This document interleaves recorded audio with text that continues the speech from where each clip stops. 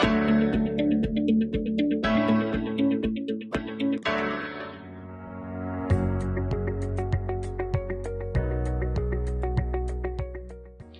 Everyone, आप लोगों ने ये सुना होगा कि हमारी सारी एक्टिविटीज ऑब्जेक्ट ओरिएंटेड होनी चाहिए।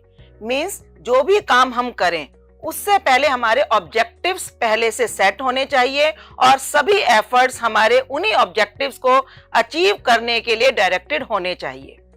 एक बिजनेस के भी अपने ऑब्जेक्टिव्स होते हैं और उन्हीं ऑब्जेक्टिव्स को अचीव करने के लिए बिजनेस सारी एफर्ट्स अपने लगाता है। आज की वीडियो में हम बिजनेस ऑब्जेक्टिव्स की ही बात करेंगे कि एक बिजनेस के क्या क्या ऑब्जेक्टिव्स हो सकते हैं और उन ऑब्जेक्टिव्स को अचीव करने के लिए उसे क्या क्या करना चाहिए। आइए सबसे पहले देखते हैं कि एक बिजनेस में कितनी टाइप के ऑब्जेक्टिव्स हो सकते हैं। सबसे पहला बिजनेस का ऑब्जेक्टिव होता है financial business objective, means objective to achieve a higher share in the market and high rate of profits. Second type of जो ऑब्जेक्टिव होता है that is customer centric objectives, means the objectives to achieve the customer satisfaction. And the third objective is internal business objectives, means अपने employees की satisfaction होना भी एक business का objective हो सकता है। आइए देखते हैं financial business objectives क्या हो सकते हैं। financial business objectives की अगर हम बात करें तो उसका सबसे पहला ऑब्जेक्टिव है अपने बिजनेस की प्रॉफिटेबिलिटी को इंक्रीज करना, मींस उसकी प्रॉफिट अर्निंग कैपेसिटी को बढ़ाना और साथ साथ अपने बिजनेस के साइज को, बिजनेस के आकार को बड़ा करना और इस तरह से बड़ा करना, इस तरह से उसमें ग्रोथ लाना कि वो आगे तक ग्रोथ चलती रहे। इसको पाने के लिए एक बिजनेस को क्या क्या करना चाहिए? सबसे पहले उसको इस तरह की एक्टिविटीज करनी चाहिए जिससे कि उसकी सेल्स रेवेन्यू इंक्रीज हो, साथ में उसके जो प्रॉफिट मार्जिन है वो बढ़ जाए, मींस जो जिस रेट से वो प्रॉफिट्स लेता है धीरे धीरे बिना प्राइस इंक्रीज किए उसको वो प्रॉफिट मार्जिन्स बढ़ाने की कोशिश करनी चाहिए। आपने ब्रेक इवन सेल्स और इकोनॉमीज ऑफ स्केल का कंसेप्ट समझा ही होगा। इसके अलावा उसको कॉस्ट रिड्यूस करने के लिए एफर्ट्स करने चाहिए कि किस तरीके से हम अपनी कॉस्ट को रिड्यूस कर सकते हैं। साथ ही अपना जो कैश फ्लो है उसको उनको इफेक्टिवली मैनेज करना चाहिए, मींस आइडल कैश बिजनेस के पास ना हो। साथ ही उसको अपना मार्केट में शेयर बढ़ाना चाहिए, मींस जो total sales of the product है उसमें अपने बिजनेस की एक स्पेशल पहचान हो, कंपटीटर्स के बीच उसकी अपनी एक रिकॉग्निशन हो। साथ ही उसको नई नई मार्केट्स में सर्च करना चाहिए, नए नए मार्केट्स में एंट्री करने की कोशिश करनी चाहिए। इस तरह के अगर वो एफर्ट्स करता है तो बिजनेस की ना केवल प्रॉफिटेबिलिटी बढ़ेगी बल्कि साथ में उसके ग्रोथ प्रोस्पेक्ट्स भी बहुत ज्यादा बढ़ जाएंगे।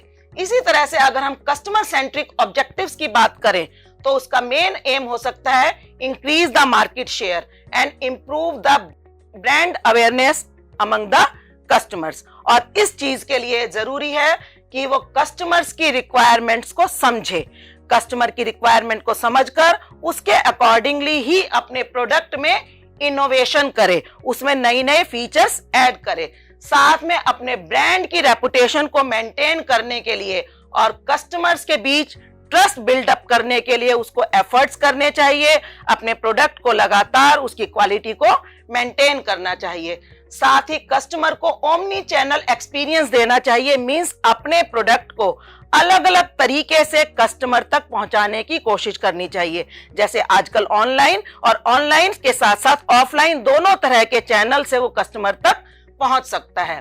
साथ ही कस्टमर का फीडबैक लेकर और उसके समझ को समझकर उसकी रिक्वायरमेंट को समझने की कोशिश करनी चाहिए और साथ ही अगर कस्टमर के कोई भी इश्यूज हैं उसको भी जल्दी से जल्दी अगर एक बिजनेस दूर कर सकता है, रिमूव कर सकता है तो उसका मार्केट शेयर बढ़ सकता है और कस्टमर्स के बीच उसकी एक ट्रस्ट बिल्डिंग पॉसिबल है।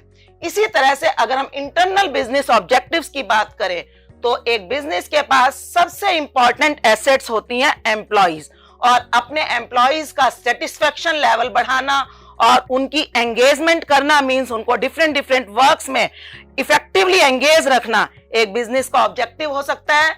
साथ ही अपने एम्प्लॉइज की प्रोडक्टिविटी बढ़ाना, मींस उनका जो टोटल प्रोडक्शन है उसमें कंट्रीब्यूशन इंक्रीज करना बहुत जरूरी है। और साथ ही अपने बिजनेस में डाइवर्सिटी मींस अलग अलग तरह के लोगों को, अलग अलग ग्रुप के एम्प्लॉइज को इंक्लूड करना भी बहुत जरूरी है। और इसको अचीव करने के लिए जरूरी है कि employees development and training programs start किए जाएं, साथ में recognition and reward system develop किया जा सके, जहां पर कि एम्प्लॉइज की अचीवमेंट्स को सेलिब्रेट किया जा सके और रिकॉग्नाइज किया जा सके। साथ ही एम्प्लॉइज एंगेजमेंट के लिए एम्प्लॉइज सजेशन सिस्टम डेवलप किया जाए, जहां पर जो भी इंपॉर्टेंट डिसीजंस लिए जा रहे हैं वहां पर एम्प्लॉइज के सजेशंस भी वेलकम किए जा सके।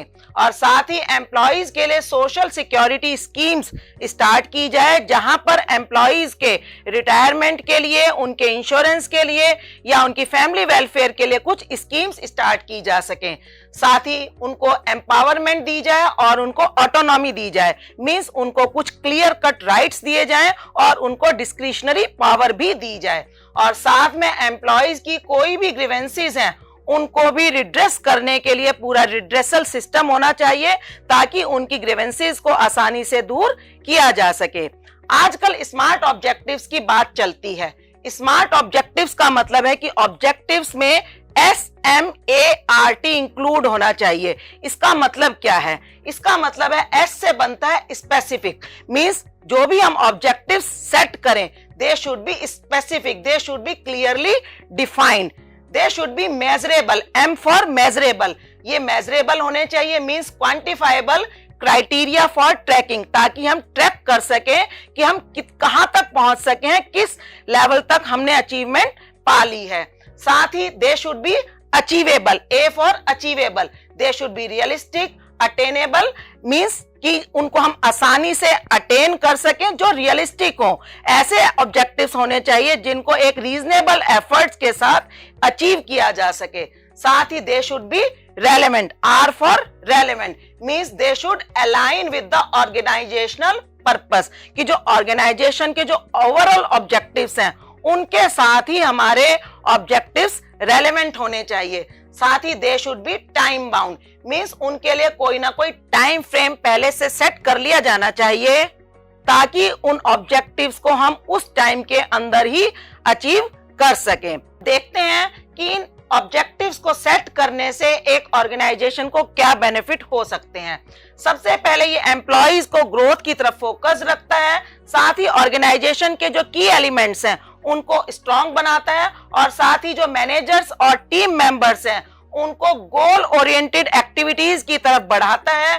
साथ ही it helps in structuring the task and responsibilities, means जो भी टास्क की जानी है उनको वो और स्ट्रक्चर करने में, उनको और स्ट्रॉन्ग बनाने में हेल्प करता है। और टीम कोऑपरेशन एंड कोलैबोरेशन में इसका बहुत ही बड़ा कंट्रीब्यूशन है। और साथ में it can promote better cost control and budgeting, means अगर हम ऑब्जेक्टिव्स पहले से सेट कर देते हैं तो हमारी कॉस्ट कंट्रोल और प्रॉफिटेबिलिटी में भी बहुत हेल्प हो सकती है। इसी तरह से हमारी टास्क जुड़ी हुई है। आपको 3 तरह के बिजनेस दिए गए हैं, एक लोकल सुपरमार्केट, एक लार्ज ओरल केयर कंपनी और एक group of people who are more concerned about the lack of financial independence in rural women. आपको आइडेंटिफाई करना है कि इन तीनों ऑर्गेनाइजेशंस में किस तरह के ऑब्जेक्टिव्स को अचीव करने के लिए काम किया जा रहा है। आज की वीडियो में आपको एक बिजनेस के ऑब्जेक्टिव्स के बारे में काफी कुछ पता लगा होगा, और इसी तरह की वीडियोस के साथ मैं आपसे मिलती रहूंगी। तब तक के लिए हैप्पी लर्निंग।